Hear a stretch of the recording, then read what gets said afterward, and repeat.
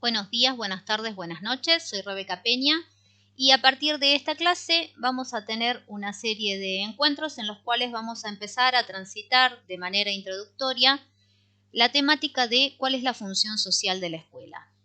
Abordamos esta temática a partir del texto La educación ayer, hoy y mañana, el ABC de la pedagogía, que fue escrito por Silvina Birz, Silvia Grinberg y Victoria Abregu en los 2000.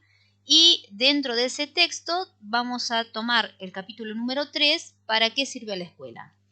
En ese capítulo las autoras parten de la idea de considerar que la escuela no es un hecho natural, sino una construcción sociohistórica, como venimos trabajando, y nos invitan a cuestionarnos, a plantear, a pensar, a indagar para qué está la escuela en nuestra sociedad, qué consideramos que debe hacer, para qué estamos formando personas. Y ellas plantean, algunos dirán para el trabajo, otros dirán para seguir estudiando, otros dirán para formar ciudadanos, y entienden que esas definiciones justamente responden a determinados contextos.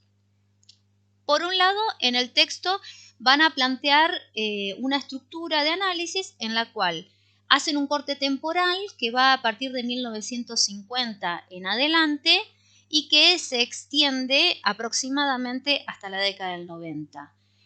Y por el otro lado, piensan que justamente la posibilidad de dar ese corte no es solo a fines analíticos, sino porque a partir de la segunda mitad del siglo XX y en el periodo posterior a la Segunda Guerra Mundial, se dieron las condiciones para plantear la función o la relación existente entre la escuela y la sociedad. En ese contexto tenemos un panorama geopolítico de división mundial en dos polos, el capitalista y el comunista, y el surgimiento de los estados benefactores como la entidad que es protagonista en la recuperación de las sociedades y en la reconstrucción de las economías nacionales. Con el Estado benefactor, las sociedades tuvieron las novedades de la ampliación del sector público y la existencia de la seguridad social, el crecimiento de la salud y la educación a cargo del Estado. Y eso permitió entonces replantear, bueno, entonces, ¿para qué vamos a tener determinado tipo de escuela? ¿Qué tipo de formación requiere este nuevo contexto geopolítico y cómo son las nuevas condiciones que tenemos que generar en términos de la formación humana para el desarrollo de las sociedades? Para dar respuesta entonces a esta interrogante central, las autoras consideran tomar un modelo que organiza las miradas sobre la función social de la escuela en tres grandes ejes. El primero de esos ejes es el del consenso, que se desarrolla a partir de la década de 1950. El segundo es el eje del conflicto, que surge a finales de los 60 y los 70, y el tercero es el que denomina las nuevas corrientes pedagógicas, que son aproximadamente desarrollados a fines de los 70 y durante los 80 hacia adelante.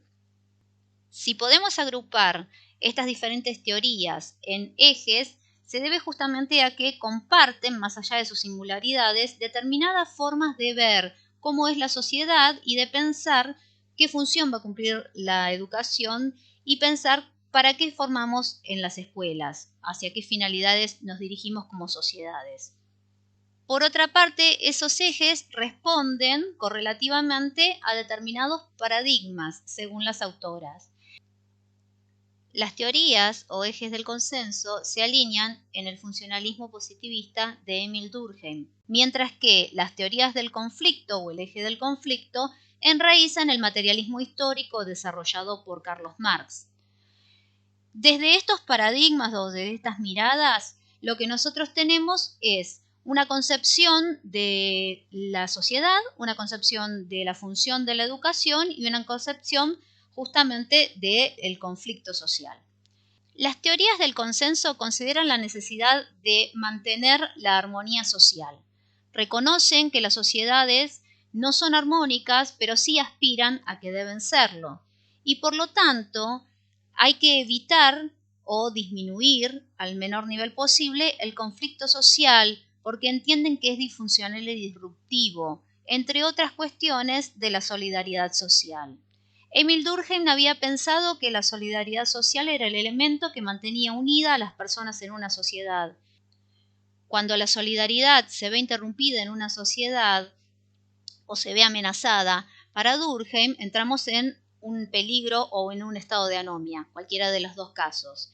Y entonces él considera que las personas en estado de anomia no tienen claridad acerca de cuáles son las normas para la vida social y por ende no pueden adaptarse adecuadamente, con lo cual se perturba la armonía de esas sociedades.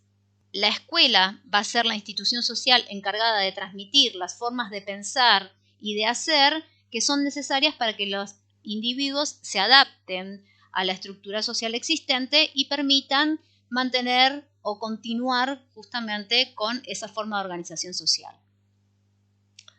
Por otro lado, desde la perspectiva del conflicto, el conflicto social justamente es un elemento propio de las sociedades. Marx había explicado que las sociedades en un momento histórico determinado conforman una estructura social y que dentro de esa estructura social no solamente están los elementos que permiten la estabilidad de las sociedades, sino que además tienen elementos conflictivos.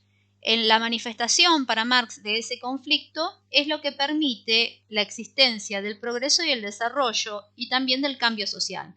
Por ende, el conflicto es propio o es inherente, como se suele decir, a la existencia de la sociedad y su manifestación dentro de la escuela no es ni más ni menos que la manifestación de la existencia del antagonismo entre clases sociales.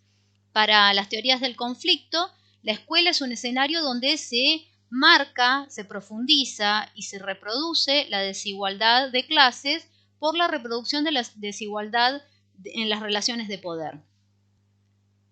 Luego las autoras nos advierten acerca de que las teorías del consenso tienen un fundamento y una mirada optimista acerca de la educación, mientras que las teorías del conflicto tienen una mirada o un posicionamiento pesimista respecto de la función social de la educación.